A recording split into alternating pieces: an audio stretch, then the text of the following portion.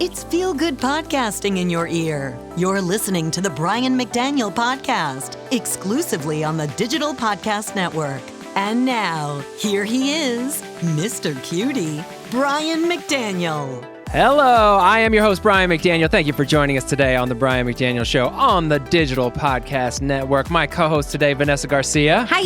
Yeah, and we have two fantastic guests today from the Digital Podcast Network as well. From the Latin Dish Podcast, we have Jael de Pardo. Woo. Hello. And Lorena Jorge. Hola, hola. Hola, ¿cómo están? Muy bien, gracias. Do you speak any Spanish, Como, His claro wife que is sí. Latina. Sí, un poco. Sí, no, más que un poco, No.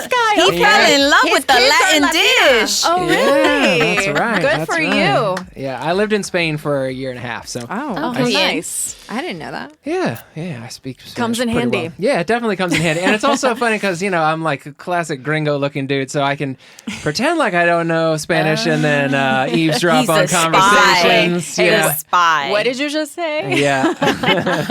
What's one of the most interesting things that you've eavesdropped in? You know, I used to work at a subtitling company, and I remember I was in the elevator, and there were a couple of Latinas in the elevator with me, and they were just gossiping. They were just like everyone's dirt in the entire building. They were going back my and forth, God. da-da-da-da-da-da-da-da. That's And I'm in the elevator. They think I have no idea what's going on. And they get out, and I was like, que lo pasen bien, mujeres. Have a good night. Damn, you ruined the rest of their And day. they walked in, they were like, Make a look like, oh no. yeah, they freaked out. How you like? I'm gonna get fired. Because you said like proper Spanish. Yeah. And they're Yeah. like, oh. Y el acento. Yeah, You see? working on that accent? I hear Yeah, it. That's half the battle, man. If you sound corny, people aren't going to buy it for a second. Which you know because you are two of the four hosts on an all Latina-led Latin Dish podcast. You've never seen that, guys, so you got to hear it. It is a new thing. You're bringing four different Latina perspectives because it's not just one voice. That's right. That's right.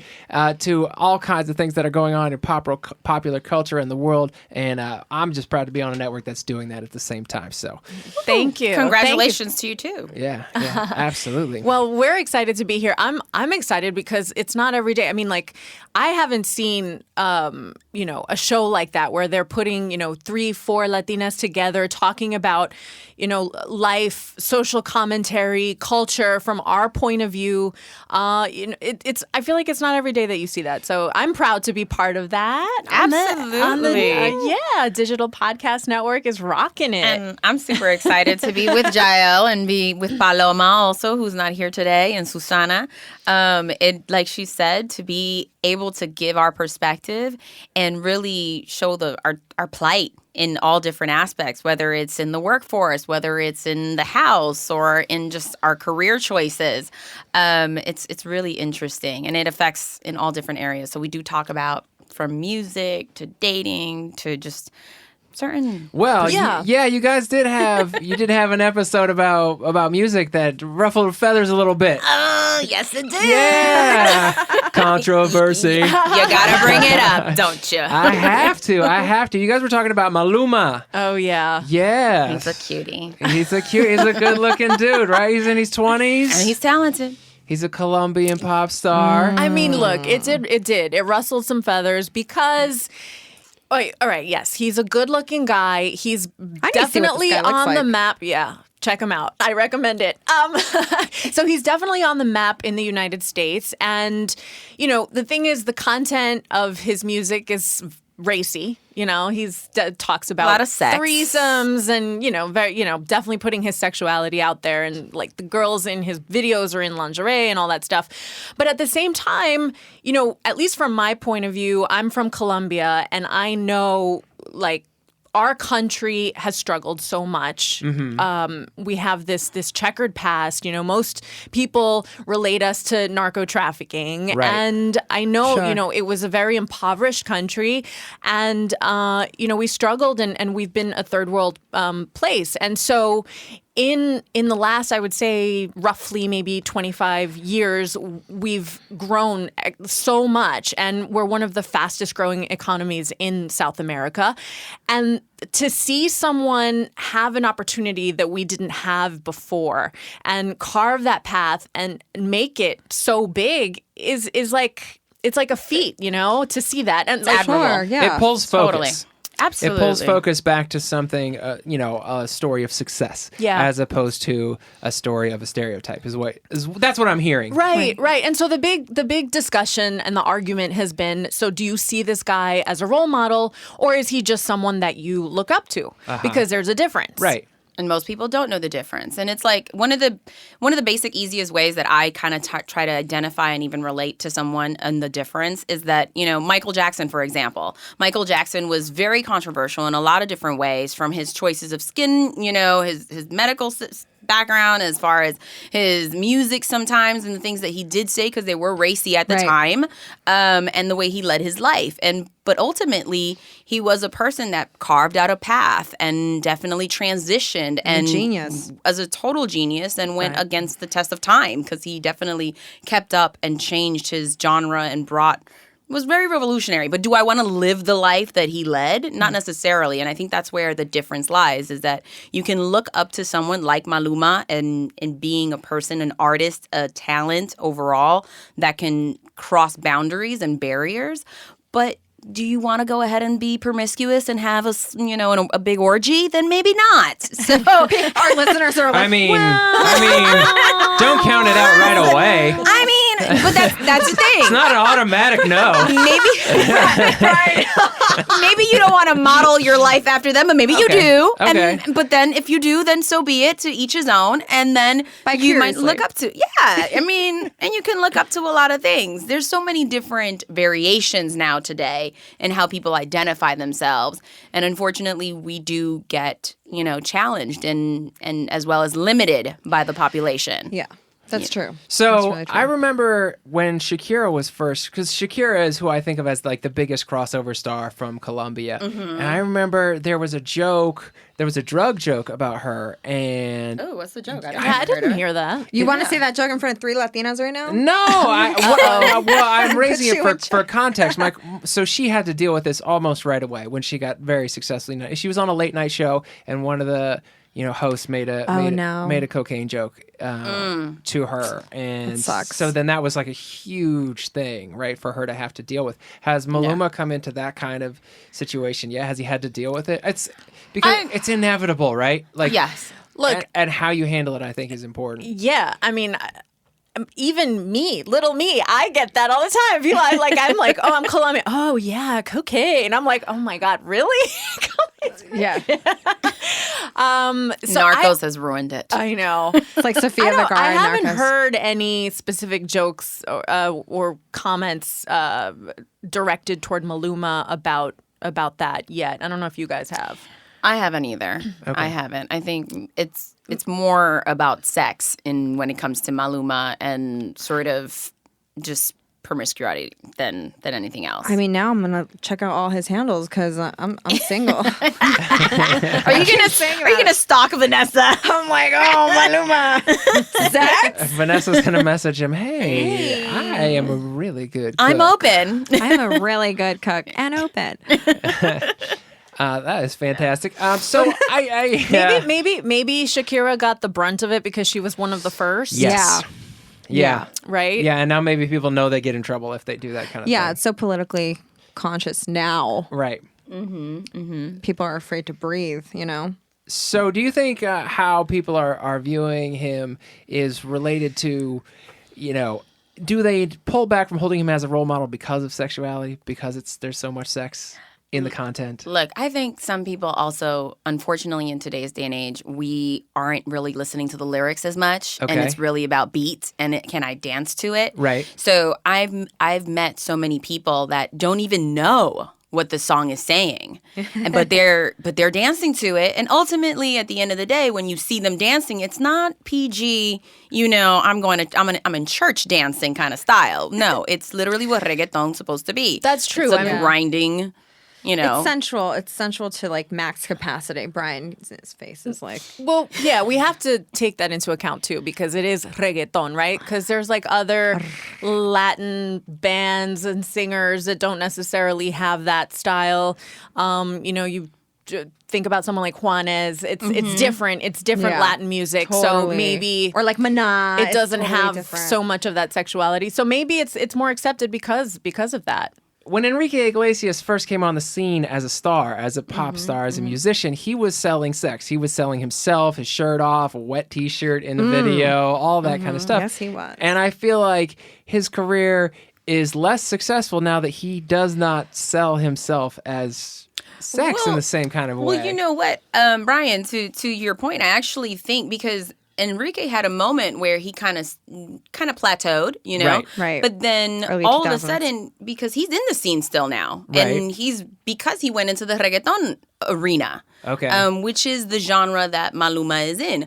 Right now, reggaeton has made such a huge wave in the mainstream, demographic that some artists that like Carlos Vives and like you mentioned, Juanes and Thalia and all these different artists that are huge in the Hispanic community but have kind of simmered down are like, oh, hold up, this is really causing a little riot. I need to reinvent myself and jump in the bandwagon so I can start up a career. Interesting. So Enrique Iglesias has, in fact, really kind of gotten right back into his I want to say back into like his sexiness through the reggaeton, Through that avenue. Through that avenue. Okay. So I hear you. Well, let's dig into another. Plus, his dad is Julio Iglesias. Yeah, that's true. So. Yeah. I mean, he's got legacy. He could have lived off of his dad without ever releasing a song, right? But then he had a great success, and then he could have lived off of that forever. He's obviously a very driven and talented artist. Like most Latinos are, they're very driven. Okay. Well, let's talk about It's a another saying, hi. Latino artist who had a very roller coaster career and is still having it. Ricky Martin. Ricky Martin came out.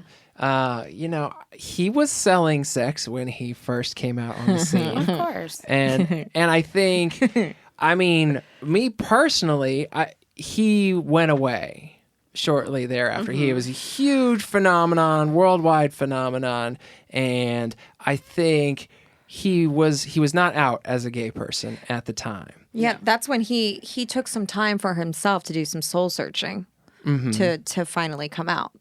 That's why he went away. All right. Okay. All right. Did I just make up the story? No, I mean, I feel like maybe you're telling what his publicist told the world. I don't know. I don't know that that's exactly. I don't know that it was that nice. I mean, I think it was a very difficult thing. I mean, on the other end of it now, he's had success as an actor and he's been accepted and embraced. But it's easier to be accepted and embraced when you make a lot of people a lot of money and you're a huge star. I'm sure he had a bottle of tequila in like a dark room a few nights. Well, that raises my question. In the Latin community, would it be possible for a young gay star to come out selling sex from the very beginning? I still think in the Latin community we're trying to progress. At least from my opinion, knowing a lot of different just gay individuals within the Latin community, they themselves have completely changed and lived a life that they didn't necessarily want to live just for the sake of pleasing society and falling into the norm than being the exception to the rule. So I think we're still, Jael can talk a little bit more also about it, but, it's looked down upon. It still is. It's still, unfortunately, a challenging breakout. Yeah, I would have to agree. And I think, generally people from Latin America, South America, traditionally our culture is, well, I guess the right word is traditional, right? So we, you think about, generally speaking, kind of religious, Christian, let's see, unfortunately, a bit of machismo when it comes to men, that type of thing. So I guess when you look at a man who comes out as gay, potentially, there will be some backlash because maybe he wouldn't be considered like a real man somehow, which is, that's a tough pill to swallow. But I think there's a lot of progression that needs to be made in regards to that culturally and mentality, the way people can think. Yeah. All right.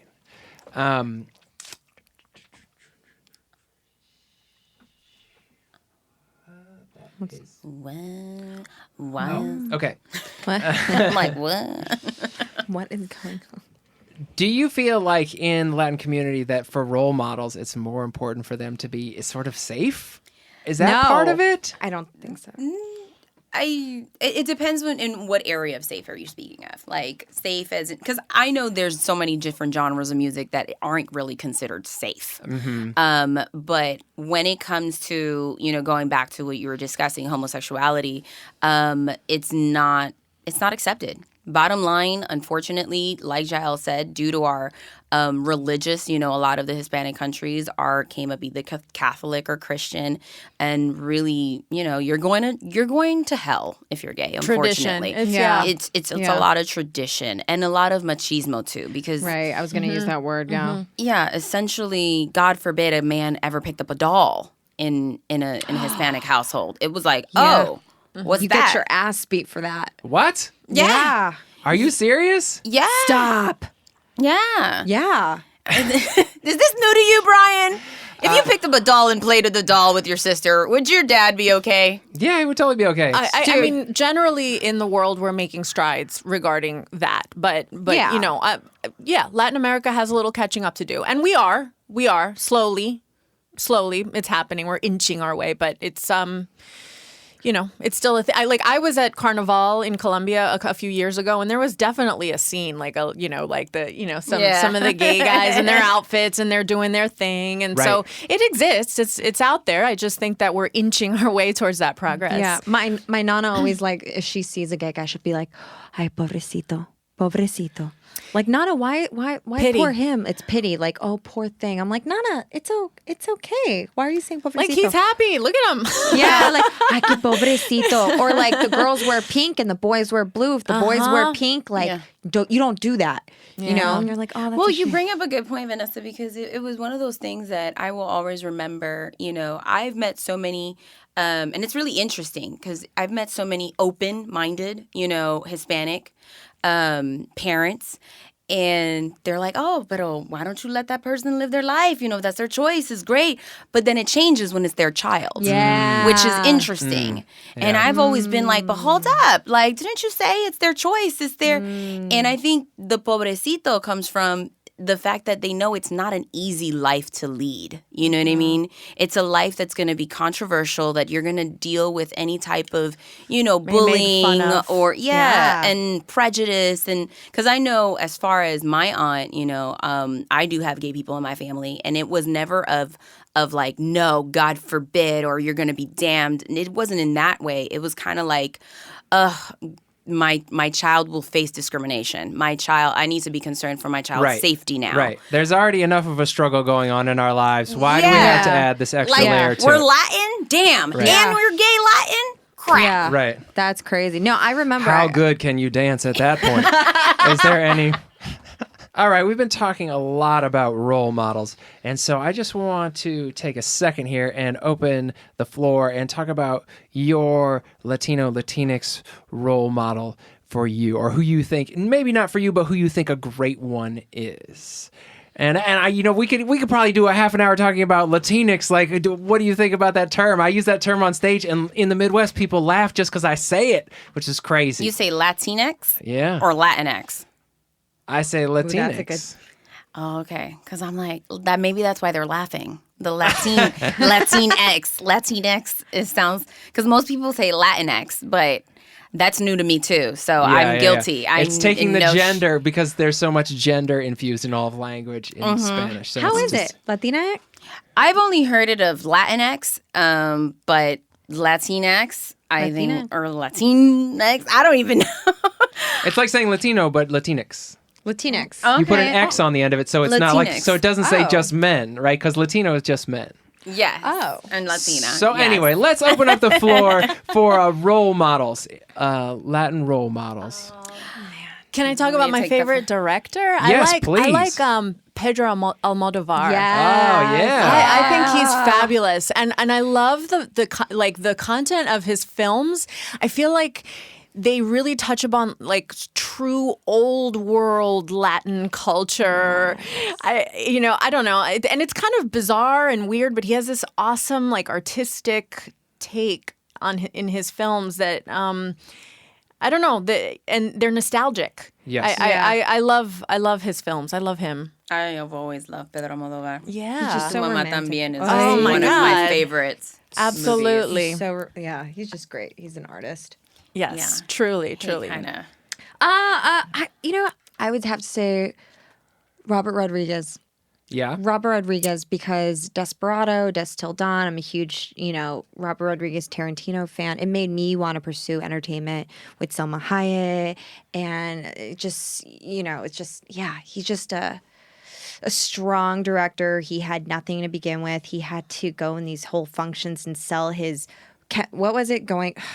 I can't talk, but what was it? Yeah. So he also leapt off from being a director to Producer, owning and writer. producing, and he has a lot of our same friends work on his Yeah. projects, Yeah. like Jesse Yeah. Garcia. I mean, there's just so many people. A lot of different great Latin actors he's giving a lot Yeah, of he gave opportunity. I would actually say I do find the new congresswoman in New York, Alexandria Yes. Ocasio-Cortez. That's a good I'm one. glad you said that one. I think she, a lot of people don't agree Yeah. with her point of views, especially Republicans. Yeah, a lot. But I think the fact that she is. But everybody likes to talk about her. Well, you know what? You know what? I She's noticed that. beautiful and smart and strong. Yeah. What's not to Yeah, talk and about? I think the fact that she calls out people on their BS. That's the thing. It's a beautiful thing, and that she does it intelligently and eloquently, Respectfully and as well. too. with her power lip, her red power lip, and she'll knock you down. Yeah, and I mean the fact that she's also born and raised in New York and a product, of having someone that worked from the ground up, and to get that position and to be the youngest person also is an amazing success, as well as I guess platform to give all the other little Latina girls that are watching TV that don't see themselves on necessarily perhaps on the TV shows that they're watching, but at least in the news, and saying, hey, if she made it and is a voice, and so can I.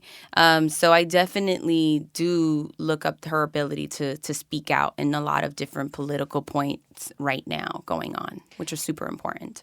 And that's the thing also. It's nice. It's so great when you can see people of our, Latino descent or Black descent on TV. But when you see them on political stands, like where they have an opinion and they're intelligent and they can say stuff that you're like, oh, I can be a senator. Yeah. I can be a lawyer. Well, yeah, they're not playing a role. They're not playing a role. They're It's themselves, a real so life that makes a thing. difference. Exactly. And it also creates the ability to see a person to do that role, because that's Right. unfortunate, is that a lot of the times when we meet with different producers and directors and so forth, it's like, well, we don't see them, we don't see these real people that you talk about, and it's like, Yeah. well, we don't get the opportunity. Right. So Yeah. a lot of the times, because we don't get the opportunity, you don't get to see us. But now having her as Yeah. a Latina strong woman in a very good position of where she can speak out on these topics, it's like, well, why don't we do a movie on her?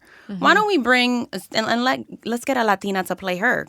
Right. And so it's a beautiful time, I feel. That is certainly an example of a Latina carving a path, for sure. Yeah. Exactly. Yeah. Yes, just like you guys. We appreciate you coming in so much. Thank you for having us. Yes. was From so the much Latin fun. dish, Lorena Jorge and Jael de Pardo, thank you so much for joining us today on the Digital Podcast Network. I'm Brian McDaniel, and remember, we are more alike, my friends, than we are unalike, in the wise words of Maya Angelou. Make sure to listen to us again. Thank you. Bye. Thank you.